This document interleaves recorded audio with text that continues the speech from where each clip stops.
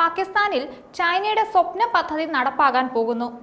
$60 billion China Pakistan സാമ്പത്തിക ഇടനാഴിയുടെ രണ്ടാം ഘട്ട ചർച്ചയ്ക്കായി പാകിസ്ഥാൻ പ്രധാനമന്ത്രി ഉടൻ തന്നെ ചൈനയിലേക്ക് തിരിക്കും. ചൈന പാകിസ്ഥാൻ ബന്ധം കൂടുതൽ ഊട്ടിയുറപ്പിക്കാൻ ഈ സന്ദർശനം സഹായിക്കുമെന്നാണ് പാകിസ്ഥാൻ കണക്കുകൂട്ടുന്നത്. ലോകം ഇതിനെ വളരെ ആകാംക്ഷയോടെയാണ് നോക്കിക്കാണുന്നത്. എന്തുകൊണ്ടാണ് ചൈനയ്ക്ക് ഇത് സ്വപ്ന പദ്ധതിയാകുന്നത്? പാകിസ്ഥാൻ ഈ പദ്ധതി വളരെ പ്രതീക്ഷയോടെ നോക്കിക്കാണാൻ എന്താണ് കാരണം? നമസ്കാരം, ഇന്നാട് മലയാളത്തിലേക്ക് സ്വാഗതം. പാകിസ്ഥാന്റെ ഇപ്പോഴത്തെ അവസ്ഥയിൽ ചൈനയെ കൂടെ നിർത്തേണ്ടത് അനിവാര്യമാണ്.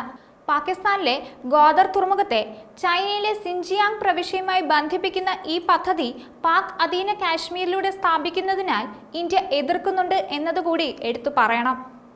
ഈ പദ്ധതിയെക്കുറിച്ച് കൂടുതൽ പറയുകയാണെങ്കിൽ, അടിസ്ഥാന സൗകര്യ വികസനം, ഊർജ്ജ സംരക്ഷണം തുടങ്ങിയവ ഈ പദ്ധതിയുടെ ആദ്യഘട്ടത്തിന്റെ ഭാഗമായിരുന്നു.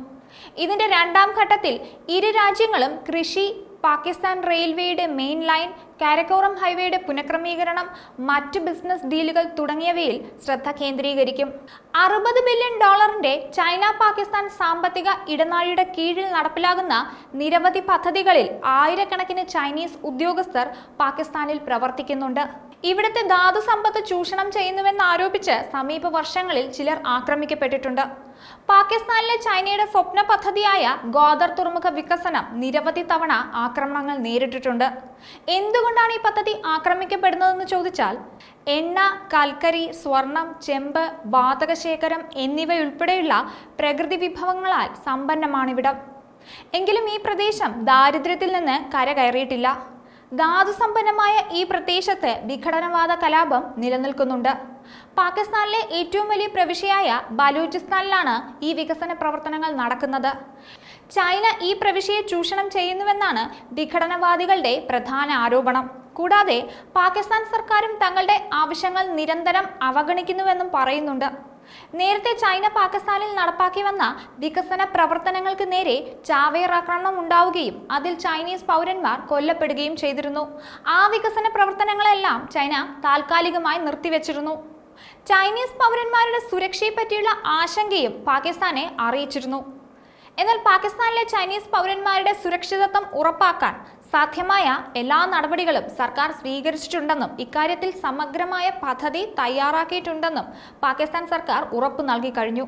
പാകിസ്ഥാന്റെ ഇപ്പോഴത്തെ അവസ്ഥയിൽ ഗ്വാദർ തുറമുഖ പദ്ധതി പൂർത്തിയാക്കേണ്ടത് അത്യാവശ്യമാണ്.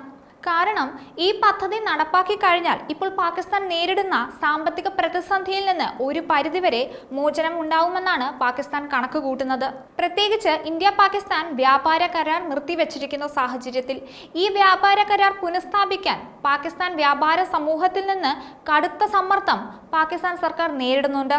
അതുകൊണ്ടാണ് നിരന്തരം ഈ പദ്ധതി ആക്രമിക്കപ്പെട്ടിട്ടും ഭീകരരുടെ ഭീഷണി ഉണ്ടായിട്ടും ഇതുമായി പാകിസ്ഥാൻ മുന്നോട്ട് പോകുന്നത്. പാകിസ്ഥാനെ സഹായിക്കാൻ വേണ്ടിയല്ല ചൈന ഗ്വാദർ തുറമുഖ വികസന പ്രവർത്തനങ്ങൾ ഏറ്റെടുത്തിരിക്കുന്നത്. അതിന് പിന്നിൽ ചൈനയ്ക്ക് ചില ഗൂഢലക്ഷ്യങ്ങളുണ്ട്. ഗ്വാദർ തുറമുഖത്ത് നിന്ന് ചൈനയ്ക്ക് മിഡിൽ ഈസ്റ്റിലേക്കും ആഫ്രിക്കയിലേക്കും പ്രവേശിക്കാൻ ഇത് വഴിയൊരുക്കും. കൂടാതെ ചൈനയ്ക്ക് ഇന്ത്യൻ മഹാസമുദ്രത്തിലേക്ക് പ്രവേശിക്കുവാനും സാധിക്കും. ഇവയ്ക്കെല്ലാം പുറമെ ഏഷ്യയുമായും യൂറോപ്പുമായും വളരെ എളുപ്പം ഈ സാമ്പത്തിക ഇടനാഴി ബന്ധിപ്പിക്കും. ഇതെല്ലാം മുന്നിൽ കണ്ടാണ് ഇറാന്റെ ചബഹാർ തുറമുഖ പദ്ധതിയുമായി ഇന്ത്യയും മുന്നോട്ടു പോകുന്നത്. പാകിസ്ഥാനിലൂടെ കടക്കാതെ അഫ്ഗാനിസ്ഥാനിലേക്ക് ബന്ധിപ്പിക്കുന്ന മാർഗമെന്ന നിലയ്ക്കും ഇന്ത്യക്ക് അതിപ്രധാനമാണ് ചബഹാർ തുറമുഖം.